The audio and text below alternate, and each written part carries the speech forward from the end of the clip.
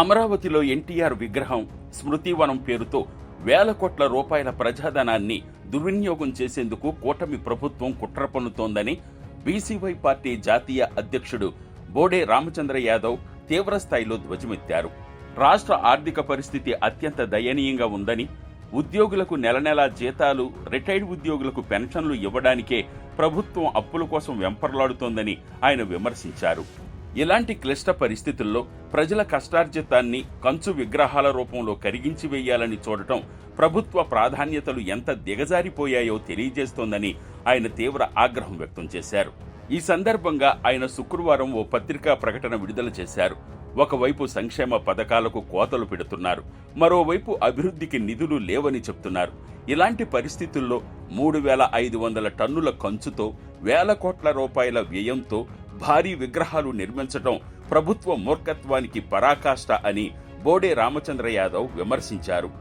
ప్రజలు కట్టే పన్నులు, ప్రభుత్వం తెచ్చే అప్పులు ప్రజల సంక్షేమం కోసం, రాష్ట్ర అభివృద్ధి కోసం ఖర్చు చేయాలి కానీ మీ రాజకీయ ప్రయోజనాల కోసం, మీ నాయకుల విగ్రహాల కోసం కాదు.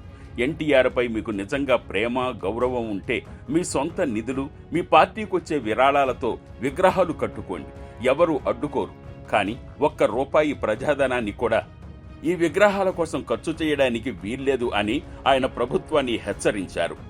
తెలుగు వైభవం, తెలుగు తేజం అంటూ సాంస్కృతిక ముసుగులో ప్రభుత్వం చేస్తున్నది పచ్చి మోసం. నిజమైన తెలుగు వైభవం పేదవాడి కడుపు నింపడంలో ఉంటుంది. నిజమైన తెలుగు తేజం నిరుద్యోగ యువతకు ఉద్యోగాలు కల్పించడంలో ఉంటుంది.